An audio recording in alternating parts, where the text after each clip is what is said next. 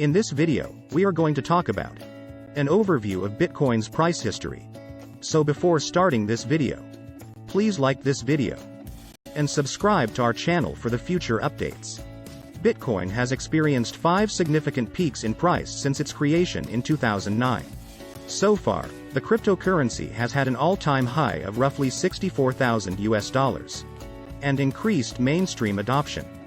The journey has been volatile, often reacting to political, economic, and regulatory happenings. Bitcoin has experienced, on average, 200% growth per year. As of August 2021, Bitcoin's market cap is roughly $710 billion, and its crypto market dominance is just under 50%. Events like the Mt. Gox exchange hack of 2014 and the 2020 stock market crash can explain some short and mid-term price behavior. In the long run, you can get a macro view by looking at models that use technical, fundamental, and sentiment analysis. For technical analysis, Bitcoin's logarithmic growth curve and the hyperwave theory are two interesting models. The hyperwave theory also ties price into investor sentiment in cyclical phases. When it comes to fundamental analysis, the stock-to-flow and Metcalfe models track Bitcoin's price reasonably well. Ultimately, you could use a combination of all of these methods to get a balanced view. Introduction. Bitcoin, BTC, has captured the world's imagination with its massive rise in value since 2009. However, it has not all been bull runs and gains. Bitcoin has experienced dips and bear markets too. Despite its volatility, the cryptocurrency has so far outperformed all traditional assets. A combination of multiple factors makes up the Bitcoin price history, and you can study them with different techniques and viewpoints. Bitcoin's price history. Since 2009, Bitcoin's price has been subject to large volatility. The factors mentioned above have all contributed to its journey so far. Although the price has had its ups and downs, the price is still dramatically higher than when it began. When we compare Bitcoin to the Nasdaq 100 and gold, you can see it has vastly outpaced these two traditionally strong-performing assets. You can also see its volatility, as Bitcoin's yearly losses are also greater in percentage terms than any losses experienced by gold or the Nasdaq 100. Data from Charlie Bilello. According to Case Bitcoin, BTC has shown a 10-year CAGR, compound annual growth rate, of 196.7%. CAGR measures an asset's annual growth rate taking into account compounding. There have been 5 significant peaks in Bitcoin's price, rising from only $1 in 2011 to an all-time high of $65,000 in May 2021. Let's break down the history so far into 5 distinct peaks. Short-term price events. The fundamental and technical models we'll use later can't always describe the price behavior we see. External factors, including political and economic events, play large roles that you can analyze individually. One interesting example to look at is a famous hack that took place in Bitcoin's early days.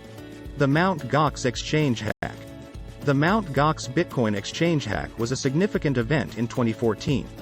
That led to a temporary drop in Bitcoin's price. At the time, the Tokyo-based crypto exchange was the largest on the market, with a trading volume of roughly 70% of Bitcoin's total supply. Since its creation in 2010, Mt. Gox had been the victim of numerous hacks but had continued to survive.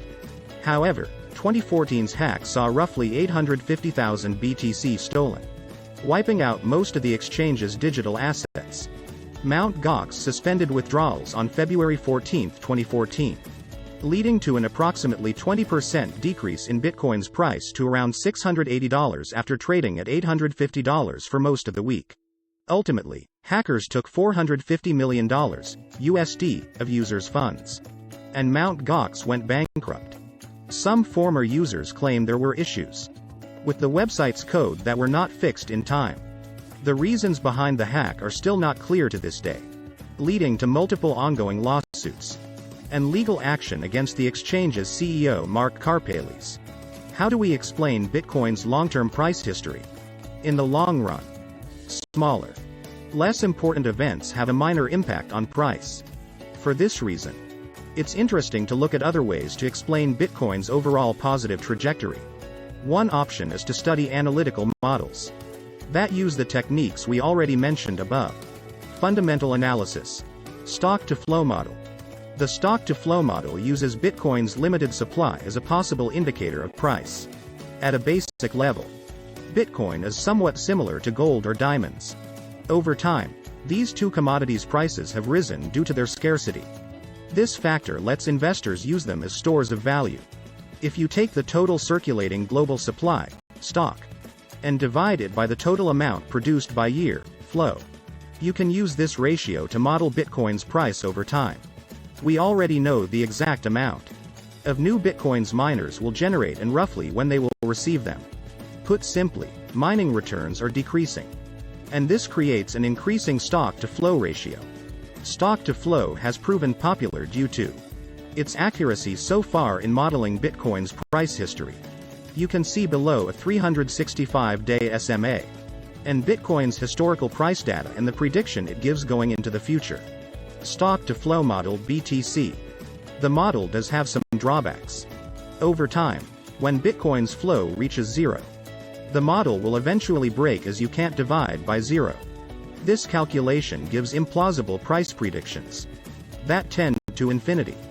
You can read more about stock-to-flow's advantages and disadvantages in our Bitcoin and the stock-to-flow model article. Bitcoin Metcalfe Network Value. The network value to Metcalfe ratio, NVM, provides another use of Metcalfe's law. You can calculate the ratio by taking Bitcoin's market cap and dividing it by a formula approximating Metcalfe's law. The formula uses the number of active unique addresses on a specific day as a stand-in for the network's users. Unique addresses are defined as having a non-zero balance and also making a transaction that day.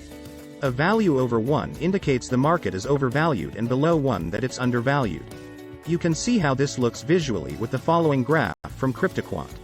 The NVM ratio is the left axis, while the network value is on the right. BTC network value to Metcalfe NVM ratio. Technical analysis. Bitcoin's logarithmic growth curve. Bitcoin's logarithmic growth curve is a 2019 technical analysis model created by Cole Garner.